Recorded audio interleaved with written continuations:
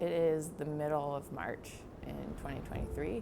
Right now I have almost half my crew back at base. They started the first start date February 27th this year.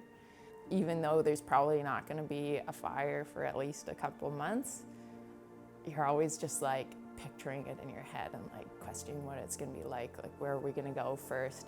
But on the flip side, there's like the stress of the safety concerns that certainly I feel a lot of. Nobody wants their crew to get injured, and there's going to be a higher risk of that if there's a bigger season. So I love my crew and they're my responsibility. So I think that's like the one that I'll like, ooh. For folks that remember, was this anomalous fall. Folks were enjoying patio weather in October. You know, temperatures of mid-20s, even up to the 30s in October.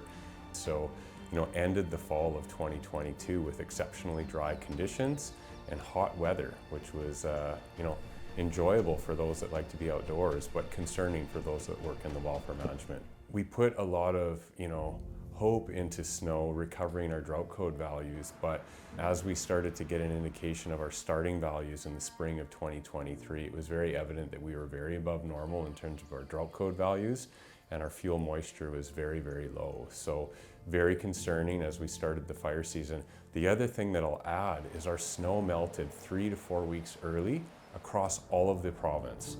So we added almost a month of added drying to our fuels right at the front end of fire season, compounded by anomalous temperatures in May. You know, the spring season, it's not unusual to have active, volatile spring seasons. In terms of fire behavior, yeah, we were seeing significant activity. In the fire business, we kind of bank on something called the June monsoons, and that's just a time of year when we would expect to see the most rain and precipitation, and it didn't happen. In fact, we were below normal precipitation amounts pretty much throughout the province. We were starting to see drought conditions you would expect in July and August, setting up in June when we would expect the wettest month of the fire season. As of June, one of our larger fires in the Prince George Fire Centre, the Donnie Creek Wildfire, exceeded the previous largest fire size on record and became BC's largest fire in history. But we did have a little bit of a catch your breath moment, I'd say, in June. There's still a lot of activity in the north, don't get me wrong. But once you sort of are established and you have structures in place and you have teams rotating in and out, you can kind of get your cadence with the activity. There was a bit of a moment in time, I'd say, in June that we sort of were getting reground on things. Always, when you hit the tail end of June, you know that it's coming. Come July, we're going to transition south. It was perhaps a slow transition south. Throughout the summer months of the season, we had this kind of repeating pattern of high pressure systems building in for a week to week and a half with, again, anomalous temperatures drying out our fuels, and then following that with a breakdown where we would get strong winds and lightning. We were seeing huge lightning events across the Northeast, you know, exceeding our initial attack capacity and just adding more fire to the landscape, driven by strong winds. We would typically hope when we get these lightning events that they'd be accompanied by rain. That was often not the case. These were dry lightning events and just adding, you know, more fire to an already busy fire season. Fuels being as receptive as they are, surprisingly we didn't have more fires with that. And the underlying conditions with drought, not seeing significant precip for such prolonged periods of time, we were able to lean into some of our international partners the way we did. We were able to bring folks in early and have them remain.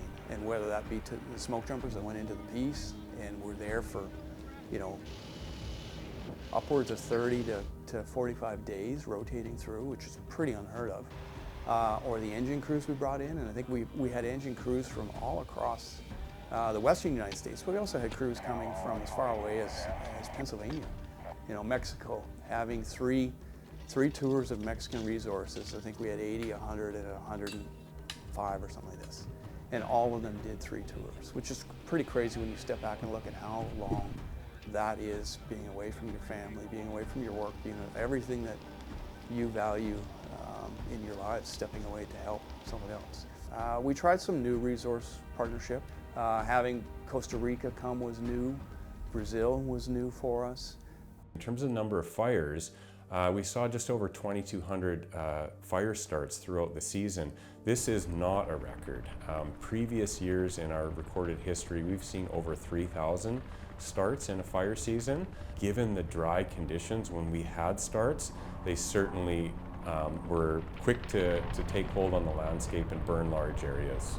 Today is August 6th. We're on our final day of our 6th deployment. So that means we're somewhere between 80 and 90 fire line days for the season. Crazy to think that we're already essentially a summer's worth of work already behind us. The fatigue is building up. People are pretty tired by the end of each deployment, and honestly by the end of each day. Although we're tired, it's such a good group that like the support just keeps us on track to make it to the end of the season. Mid-August, we had a weather pattern set up where we were going to have a significant cold front passing from the far north all the way out through the southeast corner of the province. And with that cold front, we expect strong winds, shifting wind directions, and instability out ahead of the front. And so, advisories were issued in the days leading up to that event. With lightning and strong winds expected over the next couple of days, provincial officials are now issuing an ominous warning. This weather event has the potential to be the most challenging 24 to 48 hours of the summer. And then it was kind of like, hold on and see what's going to happen. And sure enough, the fire behavior that resulted was significant. We had multiple fires throughout the province blow up. These are days where firefighting is not possible. We have to really look to protecting the safety of our staff on the ground. We were also seeing fire whirls, which is an indication of instability, strong winds, and shear. And it's essentially a fire tornado. There was a bit of lightning, not as much as we expected, but the winds alone caused a lot of issues, and some of the most significant impacts we endured from a community perspective were a result of that cold frontal passage. The other thing that of course is always in a supervisor's mind is safety. Like there have been incidents in the province that have hit everyone pretty hard, and like that goes for our crew as well. This has been a more serious year when it comes to safety. This summer was also impactful in ways that we hadn't experienced. Having the fallen firefighters that we had, very impactful. I think that hit everybody hard, but we haven't had a ground-based fatality like the Devons or Zacks for a number of years. The motor vehicle accident, tragic as well with the 4 Tomahawk crew members that were killed in that accident. Yeah, that was tough. It was tough for everybody. I think we all struggle in going through it and grasping the reality of that situation. And fast forward to the end of the year and kind of looking at it in review, we've almost doubled the previous total area burned in a fire season. We're sitting just below 2.85 million hectares burned. 80% of that was due to fires in the Prince George Fire Center alone, so significant for that fire center. The other thing to note with the 2023 fire season is just its duration. So we started really early. Again, snow melted 3 to 4 weeks early. We were experiencing very aggressive fire behavior in early May, and that has persisted right into the month of October. Now here we are in October. Call it the season's wind down. It's we're putting things to bed. I think it's important for us as an organization to take a breath, catch a breath. Tough seasons like this are not all bad. We had some real low moments, but we also had some positives out of it too. Such a huge season, it's hard to be like, oh, okay, so that was good or bad, or I don't know. So it is the beginning of November. There's still a few people on the crew working till the end of November, but otherwise people have trickled home and things are really settling down. we had 9 deployments total as a crew. Most people on my crew got over 100 days, and some of us got up to almost 120. I think the feeling at the end of the season was interesting. Like, I don't think there is any like blanket statement for how the feel was. Because everybody's sort of up and down, because on one hand, you're really proud of what we accomplished this year and like the amount of work we did. But on the other hand, like there were some pretty big losses over the season, and that weighs heavily on people. So we're sort of wanting to celebrate what we accomplished, but also wanting to pay respect to what was lost.